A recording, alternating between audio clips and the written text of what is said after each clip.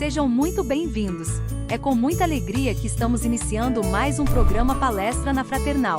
Hoje recebendo o palestrante Glaucio Cordeiro, com o tema A Lei de Justiça, Amor e Caridade. Palestra na Fraternal, sempre com temas ligados à doutrina espírita.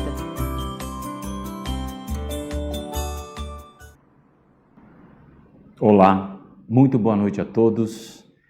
É uma honra, um prazer poder me juntar a todos vocês, mesmo que de forma virtual, para que possamos refletir sobre esse capítulo tão interessante, tão intrigante do Evangelho segundo o Espiritismo.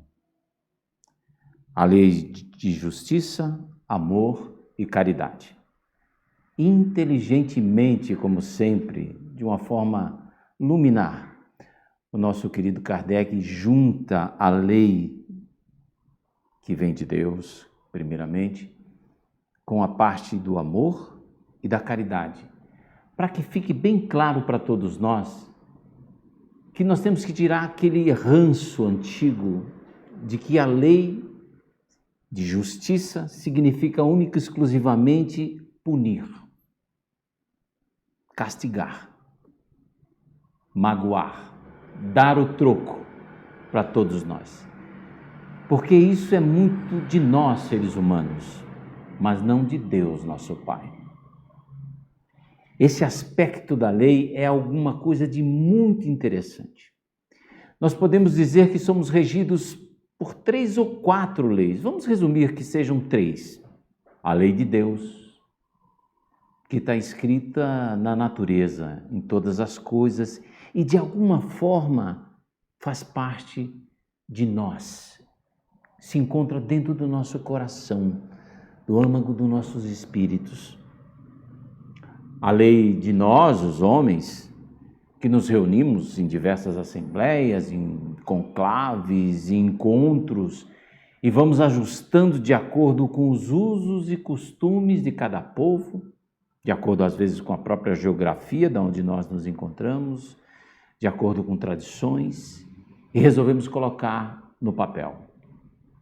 E, incrivelmente, a nossa lei particular. Essa é a que nós temos que prestar atenção. Essa que nós temos que discutir um pouco mais profundamente, conosco, particularmente. Então, nós vamos jogar aqui as nossas ideias, as nossas concepções a respeito do encontro dessas leis e como ela nos serve no dia a dia. Por quê? Porque nós estamos passando por um dos períodos mais interessantes para nós como espíritos, nessa nossa jornada, nesse nosso desenvolvimento, nesse nosso estágio de desenvolvimento. Nós estamos pulando simplesmente de um processo de inteligência para um processo de sabedoria. E como ser sábio? Essa é a nossa grande tarefa, o nosso grande desafio nos dias de hoje.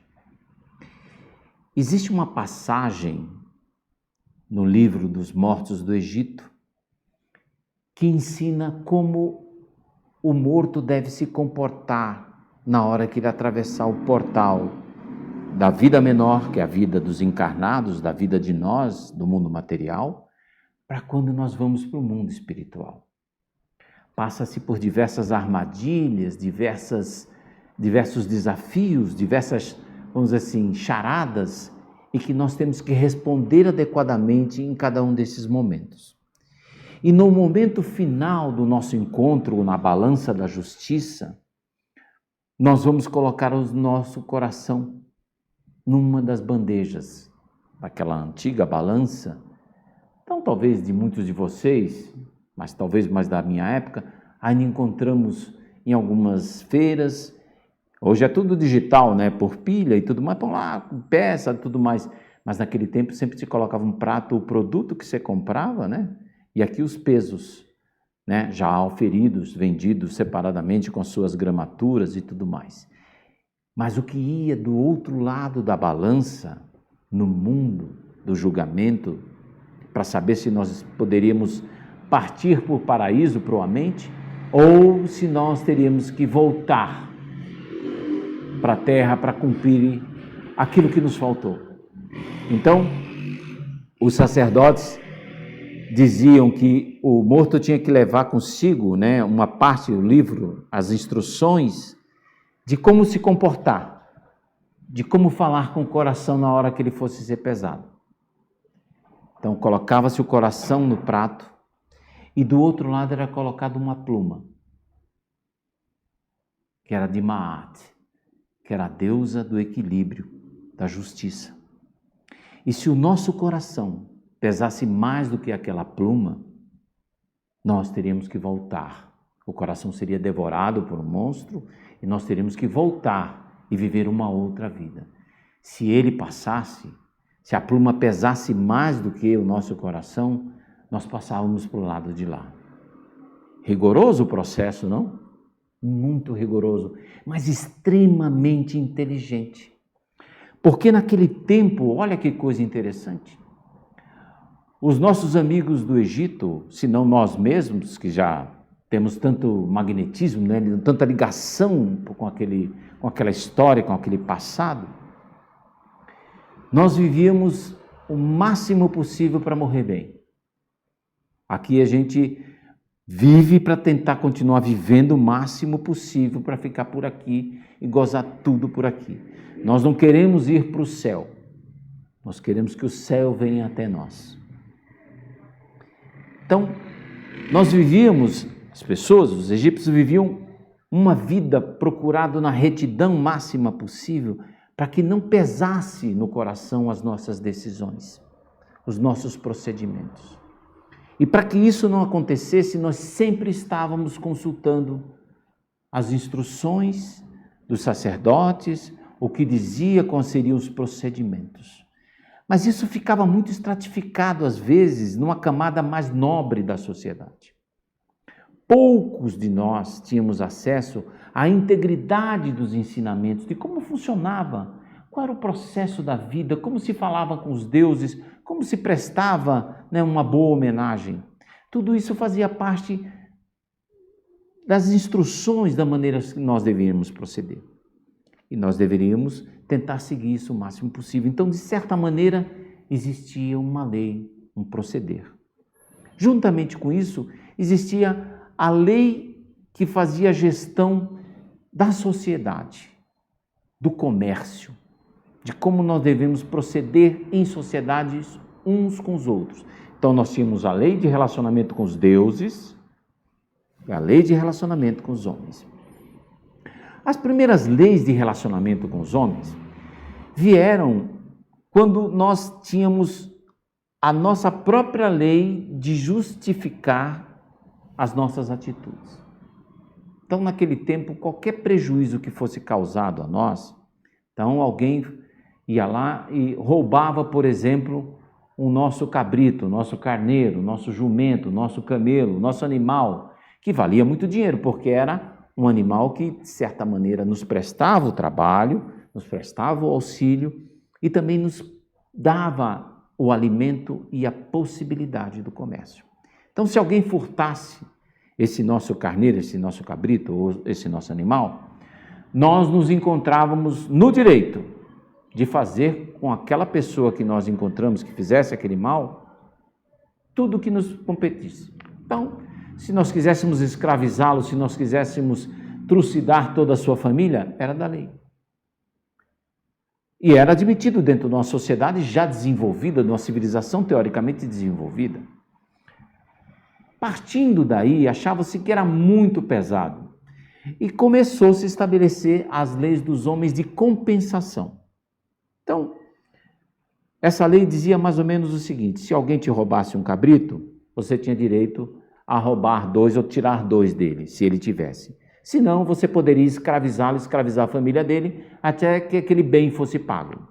Se ele maltratasse, ele ferisse, ele anulasse um escravo seu, você tinha direito de tomar ele como escravo, escravizar a família inteira, ou mesmo mutilá-lo da mesma maneira que ele mutilou o seu escravo, o seu familiar, ou qualquer uma das pessoas que fizessem parte do seu relacionamento. Essa é chamada a lei de talião, o olho por olho e o dente por dente. interessante desse processo de nós fazermos a lei é que nós sempre vamos atender a nossa expectativa maior, baseado no nosso imediatismo e no nosso egoísmo. Vamos começar a analisar. Então, nós temos a lei de Deus, que é uma lei de amor, e nós somos baseados, vivemos nessa lei de amor. Tanto é que nós recebemos o processo da reencarnação como parte de uma lei de desenvolvimento, uma lei de justiça, mas acima de amor e de caridade. Senão nós não teríamos uma chance de acordo com as nossas próprias leis, não é? Imaginemos naquele tempo, você cometeu o crime, você matou uma pessoa, o que caberia a você pela pena de talião? Morrer. Se você roubou, você ter a mão cortada, você ser escravizado. Já as leis de amor, que são partes das leis do universo, que estão dentro do nosso coração, é que fazem com que nós percebemos assim, nossa, que dureza, que coisa terrível, acho que a gente tem que mitigar, tem que diminuir isso daí, e vamos colocando de certa forma, olhando a lei de Deus e os costumes que nós temos, alguma coisa de intermediário. Esse é o desenvolvimento e a chegada da lei de justiça para todos nós. O que nós percebemos é que muitas das sociedades hoje ainda existentes ainda adotam uma pena cruel, uma pena dura com relação àqueles que, de certa maneira, não fazem parte da organização social como ela pede. Ou seja, que são baseadas no erro.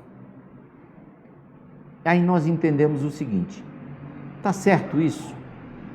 Muitos de nós ainda apoiam essas leis. O robô corta a mão. Conhecemos isso? Conhecemos. Falou mal da vida alheia, corta a língua. Aí é que nós começamos a poder pegar aquilo que eu falei, que forma a terceira lei, que são os conceitos e os valores que existem dentro de nós e que nós gostaríamos que fosse aplicado. Vamos, por exemplo, dizer que nós vamos repartir os bens do mundo. E vamos dizer assim, olha, a partir de hoje, cada pessoa vai ter no máximo 3 pares de sapato. Porque um pode molhar, ele vai precisar do outro, o outro pode estar com problema, etc. e tal. Então, poderá só no máximo ter 3 pares de sapato. E tudo que tiver a mais vai ser distribuído entre as pessoas que só têm um ou não tem nenhum par de sapato. Parece ser uma lei justa, não? Ninguém descalço, todo mundo socializando. Mas tem muita gente que tem 40 pares de sapato, 30 pares de sapato no armário, e que se for mexer em qualquer um dele, vai fazer uma grande diferença. Então essa pessoa vai para a rua e fala assim, eu sou contra a lei de divisão dos sapatos. Porque imagina como é que a pessoa vai conseguir combinar todas as maneiras que ele tem de sair todos os dias, somente com 3 sapatos. O que é o reflexo disso? É o reflexo, muitas das vezes, do nosso egoísmo. Mas a lei manda que se distribua, que se divida. Não, mas eu não concordo. E aí o que eu começo a fazer? Eu vou escondo os outros 37 sapatos que eu tenho, apresento só os 3 e começo a ser um fora da lei. Mas dentro da minha concepção, eu estou certo. E esse jogo, esse julgamento, esses valores dentro de nós, que fazem as nossas leis, é que tem que ser colocado sob júdice, sob uma maior apreciação. Vai de encontro à lei de amor, vai de encontro à justiça divina. Podemos dizer assim, não, mas a pessoa que trabalhou mais tem direito a ter mais. A pessoa que se esforçou mais tem direito a ter mais. E nós dizemos, sim, isso é justo. Isso é justo. Isso faz parte da justiça. E aí nós perguntamos, mas isso faz parte do amor? Isso faz parte da caridade? Você dividir o muito que você tem com aquele que quase nada tem? É o processo de nós examinarmos e sair do excesso do qual nós vivemos para o dividir, para ser fraterno. E aí é onde entra o processo em que muitas das leis criadas que atendem o nosso egoísmo, como disse Jesus, têm que ser revistas. Não talvez através da reforma das leis, mas da reforma de nós. Isso é um impasse muitas das vezes, principalmente quando nós estamos assistindo às novelas. Eu não assisto novela, mas de vez em quando eu dou uma olhada lá para acompanhar, para saber como é que é o contexto e tudo mais. De vez em quando eu vou na banca de jornal e olho assim de soslaio aquelas manchetes: fulano vai abandonar cicrano, fulano descobre a trama de Beltrano.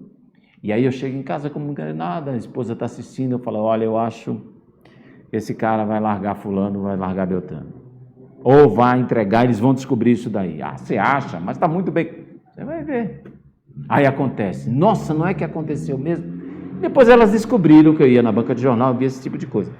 Mas aí, dentro do nosso inconsciente, ou do nosso consciente maior, o que a gente vê às vezes? A justificativa de nós abandonarmos, entra a justiça justificativa, né?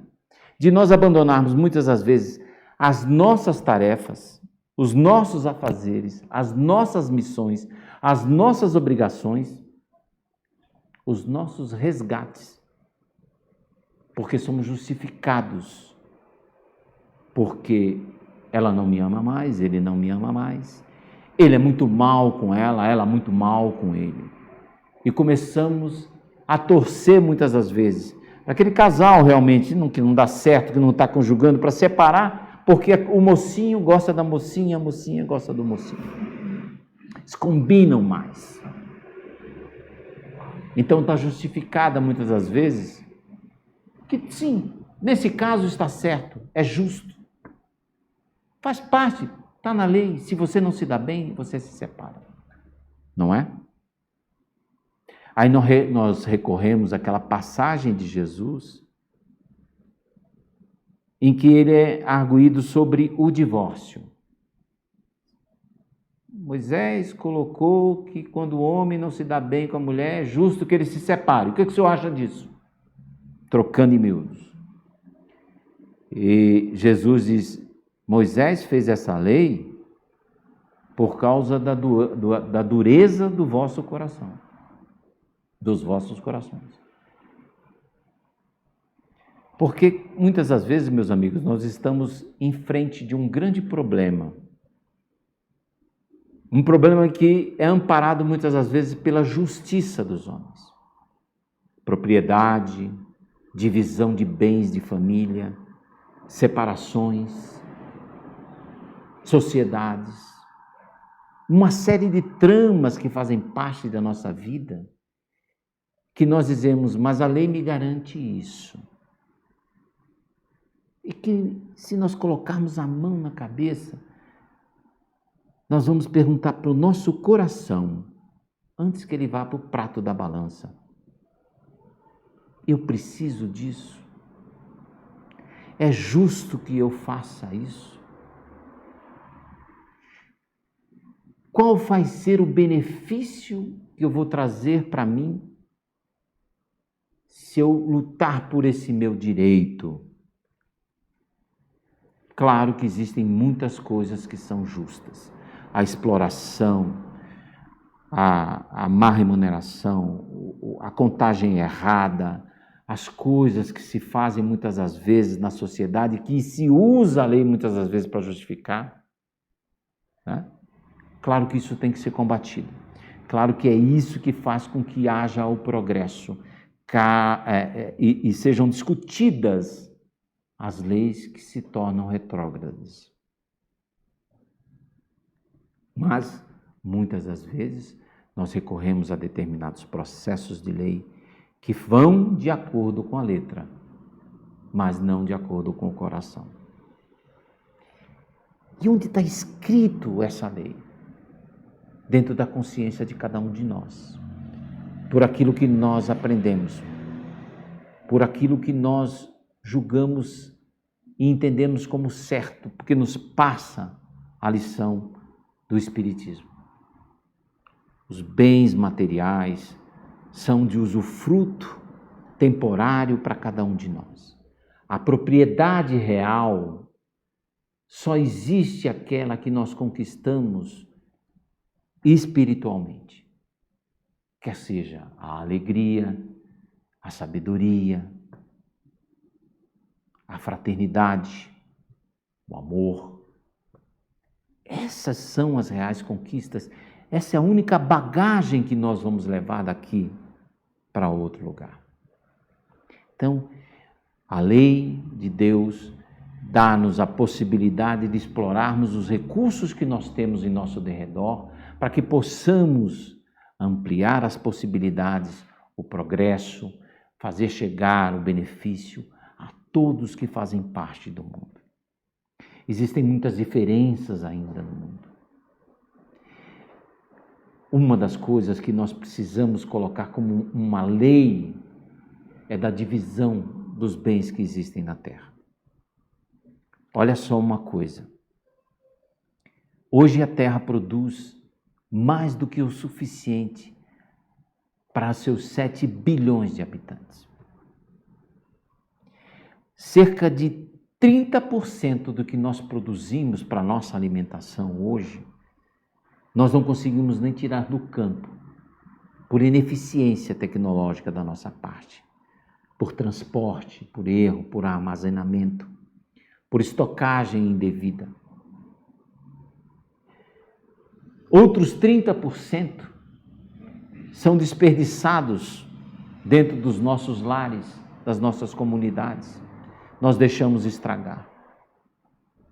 E não fazemos chegar a esse excedente, muitas das vezes, aquelas pessoas que têm fome.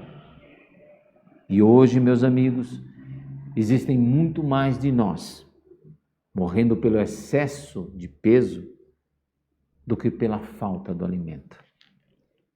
E qual deles é mais duro para nós de assistir?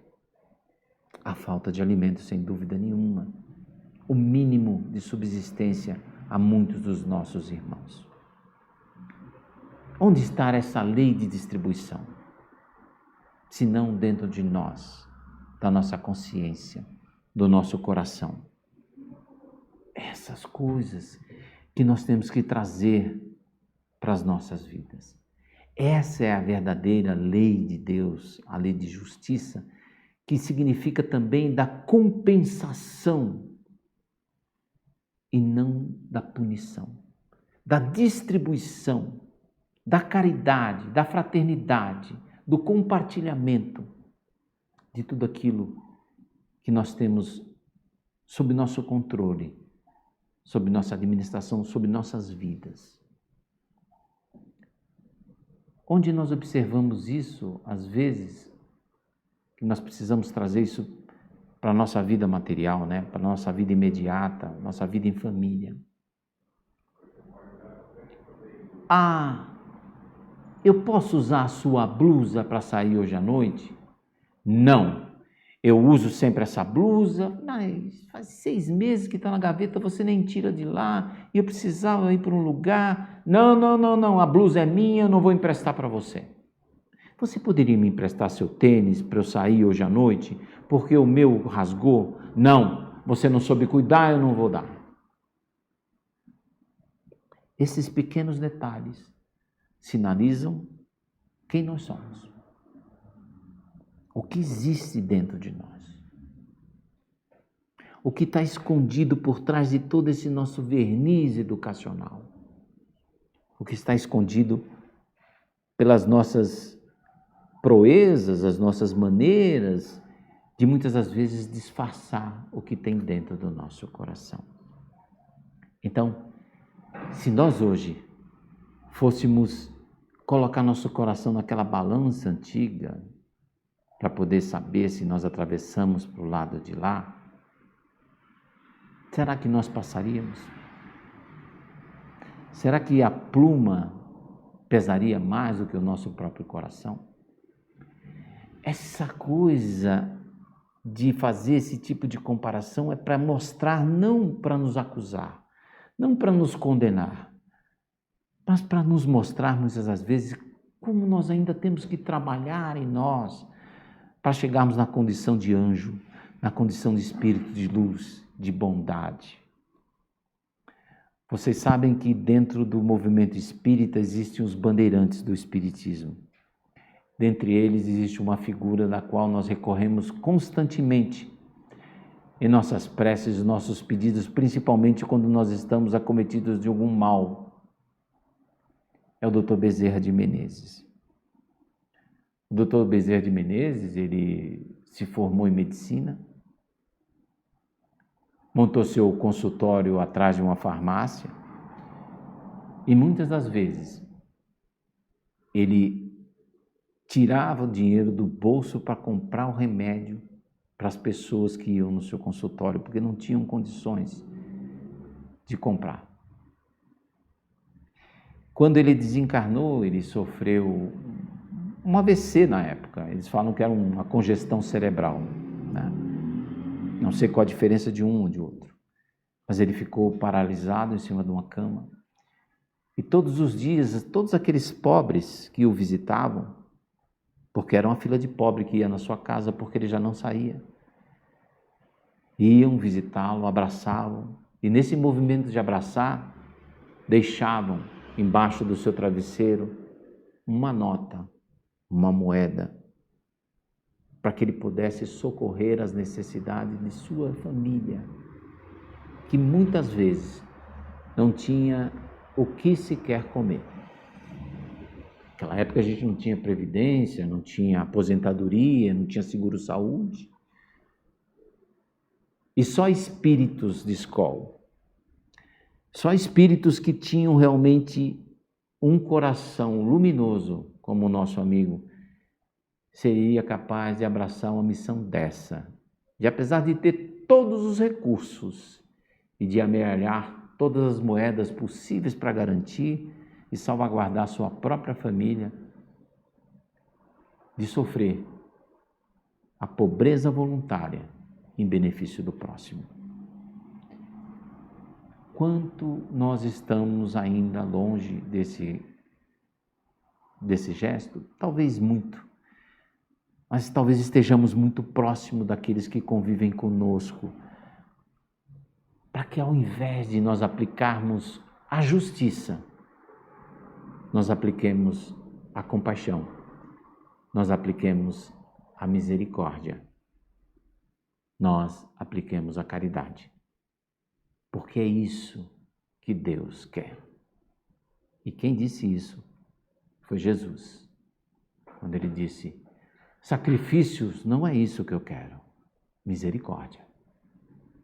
E que a misericórdia de Deus, nosso Pai, seja reconhecida por todos nós, porque ela está presente em todos os momentos, em todos os desafios de nossa vida. Muita paz a todos. Fiquem com Deus.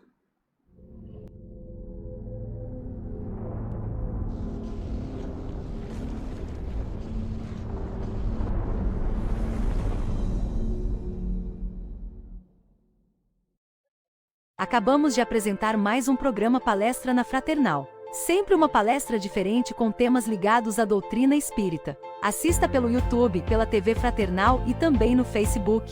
Ouça pelo aplicativo da Rádio Fraternal e pelo site fraternal.net.br. Rádio e TV Fraternal, sempre em sintonia com você.